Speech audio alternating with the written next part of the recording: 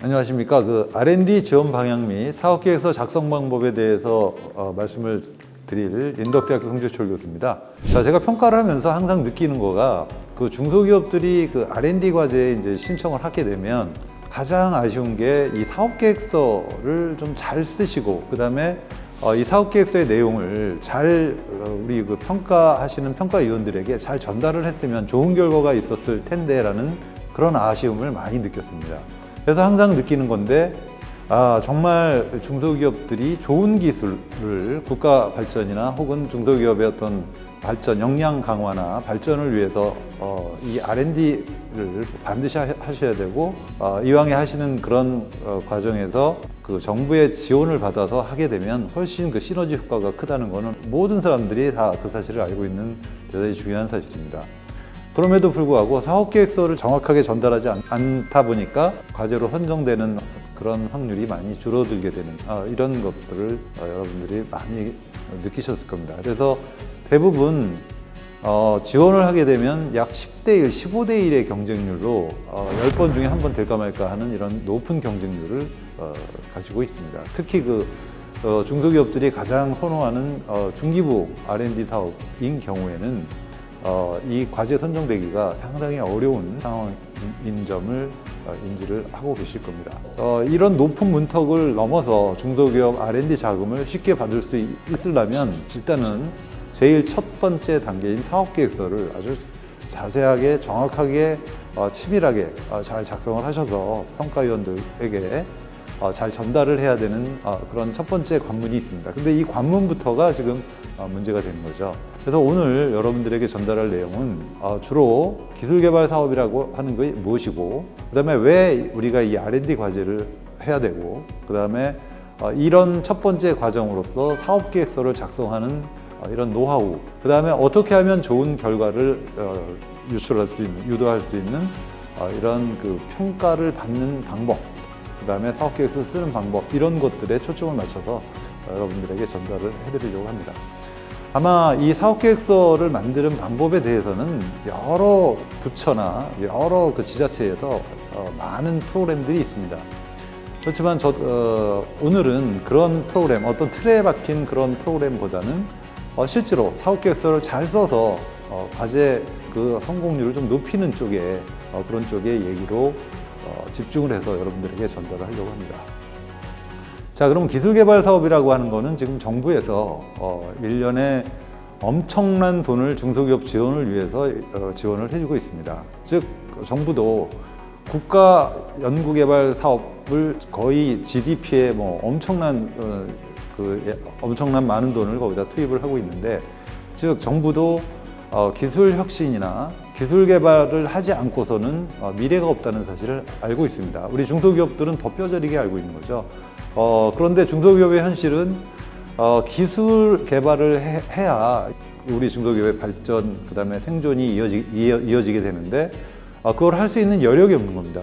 그래서 어쩔 수 없이 정부에서 수행하는 기술 개발 사업에 여러분들이 노크를 하게 되고 거기에 어플라이를 하게 되는 겁니다. 그런데 경쟁률이 너무 높다 보니까 그런 문제점들을 해소하기 위해서 여러분들이 많은 노력을 하고 있습니다.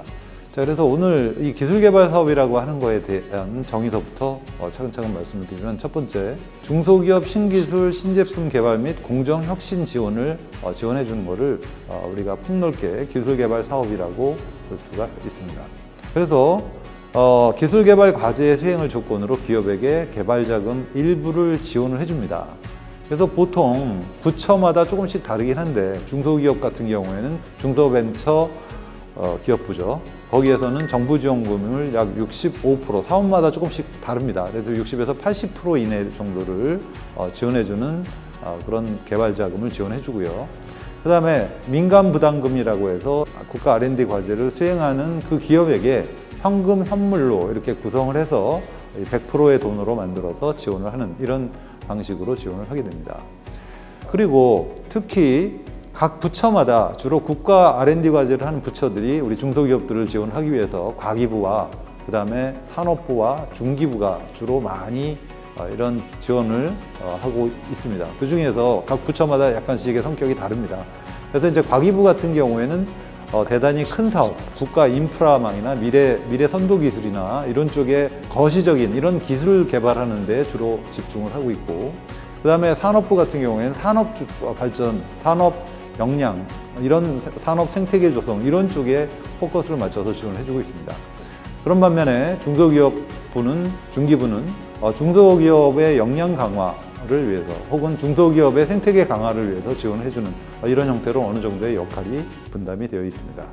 자, 그런데 우리 그 중소기업들이 가장 접근하기 쉬운 부처 사업은 역시 중기부입니다. 그래서 중기부에 이제 포커스를 맞춰서 말씀을 드리면 기업의 목표가 우리가 국가 원천 기술을 개발하는 게 아니기 때문에 지원을 하고 나서 그 사업이 종료되고 1년이나 3년 이내에 개발 완료를 한 후에 그 다음에 상용화가 가능한 이런 기술에 집중적으로 지원을 해주고 있습니다. 즉 기술 개발이나 원천 기술은 과기부나 산업부 그런 역할로 역할이 나눠져 있기 때문에 중기부에서는 주로 기업 발전, 기업 역량 강화 이런 쪽에 초점을 맞춰서 지원을 하게 됩니다. 그래서 여러분들이 과제를 신청할 때, 아이템을 선별할 때 중요한 포인트 첫 번째입니다. 즉 무슨 얘기냐면 단기 상용화가 가능한 아이템을 가지고서 신청을 해야, 그래야 과제로 선정될 확률이 높다는 겁니다. 그렇지 않으면 저도 여러 번 평가를 해봤지만 지원 제외가 돼요. 그리고 또 국가 원천 과제 같은 거를 중소기업이 신청한다고 해서 그거를 주어진 시간과 주어진 사업비로 절대로 개발에 성공할 수가 없다는 것을 어느 누구도 다 잘 알고 있습니다. 특히 평가위원들이 그 부분들은 아주 정확하게 인지를 하고 있는 그런 상황이죠. 그래서 중요한 포인트입니다. 여러분들이 나도 국가 과제를, 우리 회사도 국가 과제를 해서 경쟁력을 좀 확보를 해야 되겠다 이런 생각을 가지고 계시면 반드시 개발 지원 받은 다음에 3년 이내에 이거를 개발 완료해서 상용화해서 우리 기업의 매출 증대가 가능한 이런 기술 개발에 목표를 두어야 한다는 사실입니다. 대단히 중요한 포인트죠. 자, 그래서 여러분들이 이제 그 국가 과제를 수행을 하고 나서 국가 과제를 어플라이를 하게 되면 전문 기관을 통해서 기술성, 그다음에 사업성 평가를 통해서 지원 기업을 선정을 하고 있습니다. 자, 그래서 대표적으로 왜 이 평가를 하느냐 하면 한정된 예산이고 이 사업비를 받으려고 하는 기업은 너무 많죠. 그러다 보니까 어쩔 수 없이 국가 경쟁력 확보라든지 그다음에 어떤 국민 경쟁력 강화 이런 차원에서 우선 지원을 해야 되는 어떤 시급성이 요구하는 이런 과제부터 할 수밖에 없는 겁니다. 그래서 이 평가를 할 수밖에 없는 거고, 그리고 철저하게 이 평가는 민간 평가위원들이 하게 돼 있어요. 그러니까 돈은 국민의 세금으로 모아서 국가가 평가를 하고 관리를 하지만, 그렇지만 그 평가까지 하게 되면 공정성이 무너지게 되기 때문에, 그래서 철저하게 민간이 평가를 하게 되고요. 그 다음에 중기부 과제 같은 경우에는 기술성, 사업성 이 두 가지 파트를 가지고서 평가를 하게 되는데 주로 단기 상용화에 초점이 맞춰져 있기 때문에 사업성에 관련된 부분을 많이 보게 됩니다. 그래서 그 비율을 이거 많이 물어들 보세요. 그럼 어느 부분에 우리가 비중을 두고 이걸 사업계획서를 작성을 해야 됩니까? 라고 물어보시는데 물론 기술도 중요합니다. 그래서 그와 더불어 사업성이 조금 더 중요해요. 그래서 그 비율을 굳이 얘기하자면 40대 60 정도. 그래서 기술이 40%, 그다음에 사업성이 60% 정도의 그 정도의 비중을 가지고 있습니다. 그러니까 사업화 가능성이 없는 기술 개발은 절대로 지원이 안 된다라고 여러분들이 생각을 하시면 됩니다. 자, 그다음에 이제 정부 출연금의 일정 부분, 사업이 끝나고 나면 국민의 세금을 모아서 개발을 하라고 줬기 때문에 반드시 끝나고 나서 숙제 검사를 합니다.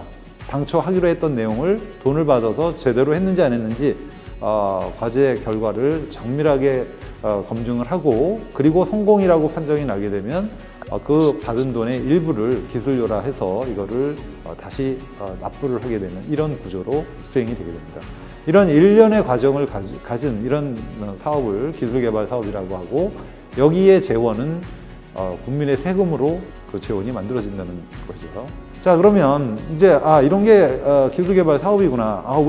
우리가 앞으로 미래 기술을 개발을 해야 되는데 중소기업이 당장 당장 내일 아침에 직원들에게 월급도 줘야 되고 회사 운영도 해야 되는데 미래를 내다볼 수가 없죠.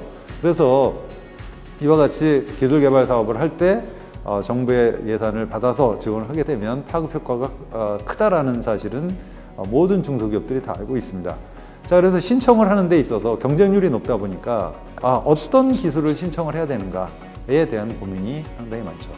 그래서 기술 범위는 기획, 개발, 제품화 이런 거에 전주기적인 기술 신청이 가능하게 됩니다.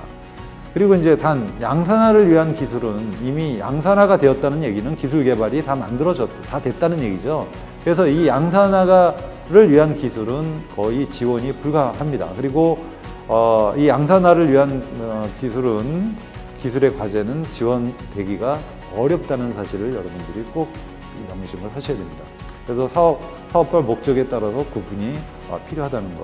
그 다음에 완료 후 1년에서 3년 이내 단기 상용화. 어떤 사업인 경우에는 2년 이내에 단기 상용화가 가능하다는 이거를 많이 강조를 하셔야 됩니다. 그리고 그런 아이템을 선정을 하셔야 된다는 거죠. 그 다음에 순수 연구를 위한 목적, 이런 것들은 지원이 불가합니다. 그래서 이런 것들은 가급적 안 하는 게 좋고요.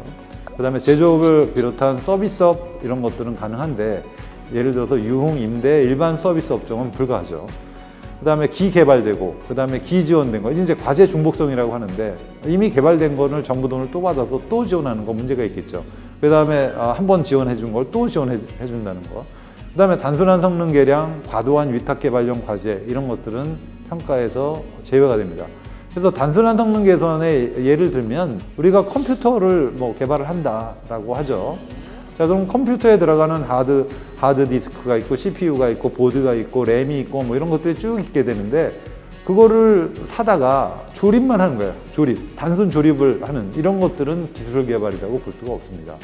그래서 그런 걸 하는데 1년씩이나 평균 중소기업 같은 중기부 지원 자금은 1년에 평균 2억 정도의 자금을 지원해 줍니다. 그래서 1년 동안 2억을 가지고 할 정도의 기술은 아닌 거죠. 그래서 이런 단순한 반복적인 이런 것들은 기술 지원에서 제외가 된다는 것 사실을 여러분들이 명심을 하셔야 됩니다.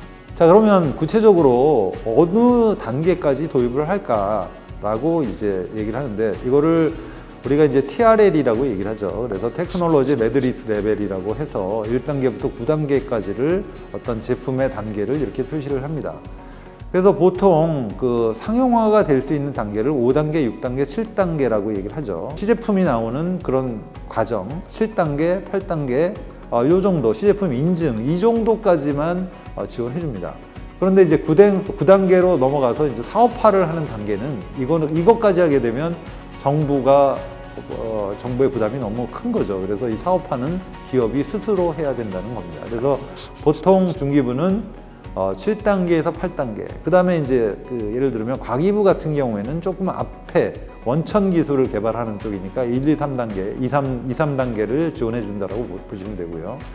4, 5, 6단계는 이제 산업부가 지원해 준다라고 보고, 그 정도를 어떤 레벨, TRL 레벨의 수준에 맞는 그 지원을 해준다라고 여러분들이 이해를 하시면 됩니다.